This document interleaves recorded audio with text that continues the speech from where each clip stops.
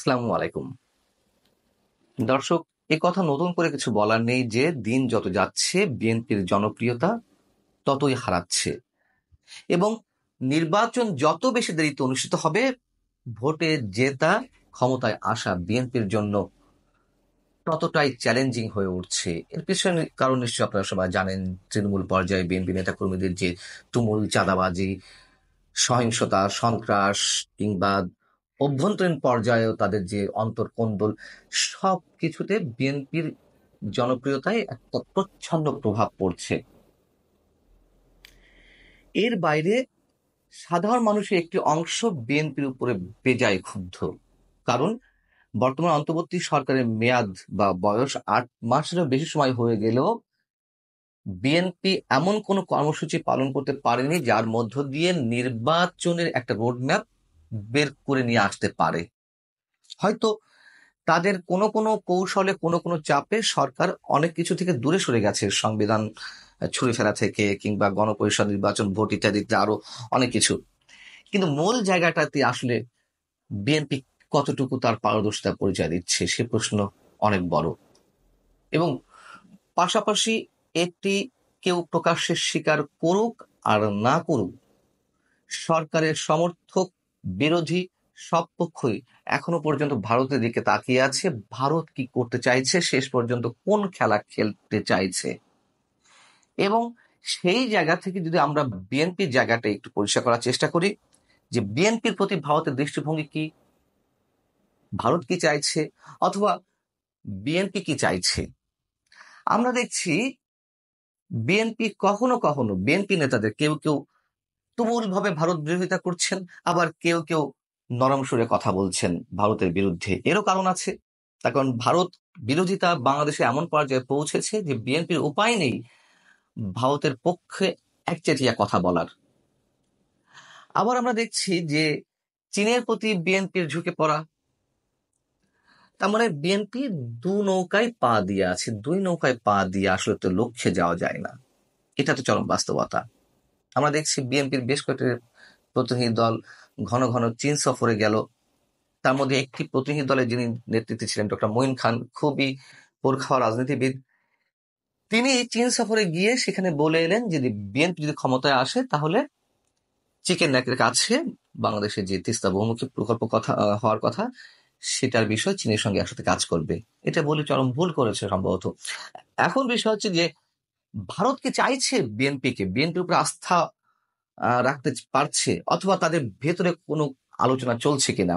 আলোচনা কতটুকু চলছে তা আমরা অনেকখানি আন্দাজ করতে পারি। এবং বিভিন্ন মাধ্যমে আমি যেটুকু জানতে পারছি, ভারত কিন্তু বিএনপির প্রতি আস্থা স্থাপনের যথেষ্ট চেষ্টা করছে। বিএনপির কাছ থেকে তারা বিশ্বাসযোগ্যতা পাওয়ার একটা চেষ্টা করছে। এবং এরকম একটি কথা প্রচলিত তো আছেই যে ভারত তার সব ডিম শুধু একটি ঝুড়িতেই সবসময় রাখতে চেয়েছে, সে হচ্ছে আওয়ামী লীগের ঝুড়িতে।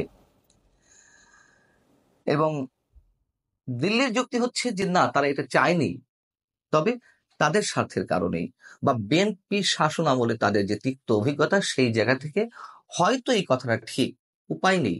তার কারণ বিএনপি যখনই ক্ষমতায় এসেছে ভারত বিরোধিতা তাদের রাজনীতির অন্যতম একটি পুঁজি হয়ে উঠেছে এবং সেই ধরনের কাজও চলেছে। তবে বিএনপির যুক্তি হচ্ছে না, তারা ভারত বিরোধিতা করেনি, তারা চায়নি নতজানু কোনো পররাষ্ট্রনীতি অবলম্বন করতে, অথবা দ্বিপাক্ষিক সম্পর্কের ভিত্তিতে দুই রাষ্ট্রের সমান মর্যাদার দিকেই তারা নজর দিয়েছে।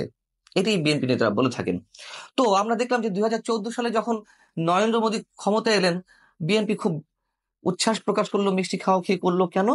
তাদের ধারণা ছিল যে কংগ্রেসের সাথেই বোধহয় আওয়ামী লীগের একটা সম্পর্ক গভীর পর্যায়ে সবসময় থাকে, যেহেতু মোদী ক্ষমতায় এসেছে, অতএব তারা হয়তো এখন অন্যভাবে রাজনৈতিক হিসাবটি করতে পারে। কিন্তু দেখা গেল না, রসায়নটি বা নরেন্দ্র মোদী এবং শেখ হাসিনার ভিতরকার যে সম্পর্ক পার্সোনাল পর্যায়ে গিয়ে পৌঁছেছে, মানে দুই দেশের সম্পর্কের ক্ষেত্রে, সেটিতে বিএনপি আশাহত হলো। এক ধরনের কূটনৈতিক পরাজয় বিএনপির ঘটলো, এটুকু বলা যায়। কিন্তু 5 আগস্টের পরে যে রাজনৈতিক পট পরিবর্তন, সেদিক থেকে অবশ্যই ভারতের পুনর্বিবেচনার সুযোগ এসেছে। এবং ভারত এটুকু জানে যে এই মুহূর্তে নির্বাচন এলে বিএনপি যথেষ্ট ভালো ফল করবে।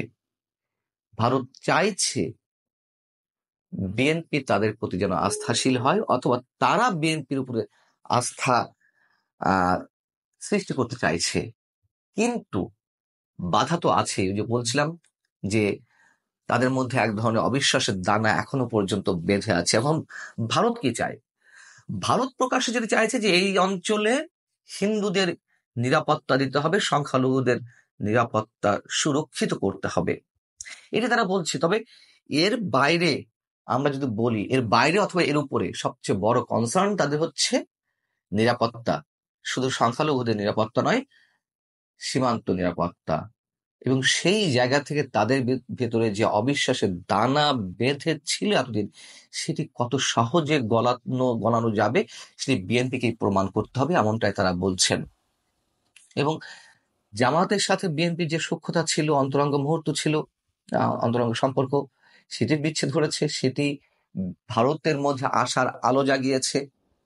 আর আরো যে জিনিসটা ছিল সেটি হচ্ছে 2001 সালে বিএনপি জামাত জোট সরকারের গঠনের পরে যে 10 ট্রাক অস্ত্র এলো ভারতের বিচ্ছিন্নতাবাদীদের ব্যবহারের জন্য ভারতকে অস্থিতিশীল করতে, সেটা কিন্তু ভারত কিছুতেই ভুলতে পারছে না। অতএব এই ক্ষেত্রে বিএনপিকেই আস্থার জায়গাটা সৃষ্টি করতে হবে। যেমন বাংলাদেশে নিযুক্ত ভারতের সাবেক হাই কমিশনার রিভা গাঙ্গুলি দাস, তিনি বিবিসিকে বলছেন, এখন যখন বাংলাদেশের রাজনীতিটা নির্বাচনের দিকে যাচ্ছে, তখন আমার মনে হয় বিএনপির পক্ষ থেকে যদি খুব স্পষ্ট করে শোনা যায় ভারতের প্রতি তাদের পলিসিটা কি, রাদার দ্যান বারবার এক একটা ইস্যুতে আলাদা করে রিয়াক্ট করার জায়গায় বিএনপি তাদের নীতিটা পরিষ্কার করে বললে অবশ্যই একটা কমফোর্টের জায়গা তৈরি হতে পারে। এটা খুব পরিষ্কার বার্তা ভারতের পক্ষ থেকে, খুব স্বাভাবিক। এবং বাংলাদেশে মৌলবাদীদের উত্থানের যে একটি সুযোগ সৃষ্টি হয়েছে এবং বিভিন্ন ক্ষেত্রে তার দৃষ্টান্ত দেখা যাচ্ছে, সেটি ক্ষেত্রে ভারত বারবার নোটিশ করছে। আমি বরাবরই বলে থাকি যে ভারত তার স্বার্থে যতদূর যাওয়ার প্রয়োজন ততটুকুই যাবে। এবং যেহেতু এখনো আওয়ামী লীগ ছাড়া অন্য কারোর প্রতিও তাদের বিশ্বাসটা স্থাপিত হয়নি, সেহেতু আওয়ামী লীগের জন্য তারা অনেক কিছু করতে প্রস্তুত। কিন্তু যেহেতু আওয়ামী লীগের এখন কামব্যাক করার সুযোগটা একেবারেই নেই বললেই চলে, নেই, বাস্তবতা যেটি, হয়তো তারা রাজনীতিতে ফিরে আসতে পারে, কিন্তু সরকার গঠনের মতো বিষয়টি তো তারা কোনোভাবেই আসার সুযোগ নেই। তাহলে বিকল্প তো বিএনপির সাথে ভালো সম্পর্ক স্থাপন করতে হবে। এবং তাদের কনসার্নের অংশ হিসেবে যেটি বলছিলাম, নিরাপত্তা, সীমান্ত নিরাপত্তা, যেহেতু 7 সিস্টার্স নিয়ে এর মধ্যে অনেক পানি ঘোলা করা হয়েছে, উপদেষ্টা পরিষদের কারো কারো হুঙ্কার কিংবা আমাদের প্রধান উপদেষ্টার যে মন্তব্য চীনের প্রতি, যে ভারতের 7 সিস্টার্স অঞ্চল চীনের সম্প্রসারিত অর্থনীতির একটা ক্ষেত্র হতে পারে, এগুলো তো ভারত নিশ্চয় ভালো চোখে নেয়নি। এবং তারা স্পষ্ট জানান দিয়েছে, স্পষ্ট, কোনো ধরনের রাগঢাক নেই। তার প্রতিক্রিয়া হিসেবে আমাদের দেখলাম যে ট্রান্সিম পেমেন্ট বাতিল করা হলো, এগুলো তো বাস্তবতা। তো সেই জায়গায় এসে ভারত যেমন এগিয়ে আসতে চাইছে বিএনপির প্রতি নমনীয় ভাব নিয়ে, এখন বিএনপি কি করবে এটি বিএনপিকেই ভাবতে হবে। তবে যেভাবেই হোক, ভারতের জন্য নিশ্চয় উদ্বেগের বিষয় যা হতে চলেছে বাংলাদেশের রাজনীতি কেন্দ্র করে। বিএনপি যদি ক্ষমতা নাও আসে তাও ভারতের জন্য উদ্বেগের। কিন্তু বিএনপির আসলে কি হবে, বিএনপি কি সেটি বুঝতে পারছে?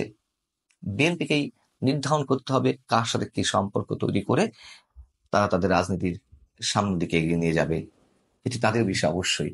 তবে বাংলাদেশে সাম্প্রদায়িক শক্তির যে উত্থানের একটা ভয়ঙ্কর নমুনা আমরা দেখছি, মৌলবাদী শক্তির আস্ফালনের মাঝে মাঝে তাদের বিরুদ্ধে যে তর্জন গর্জন আমরা শুনছি, আমরা তাদের সবাই শঙ্কিত, নিঃসন্দেহে এটুকু বলা যেতে পারে। আল্লাহ হাফেজ, ভালো থাকুন সবাই।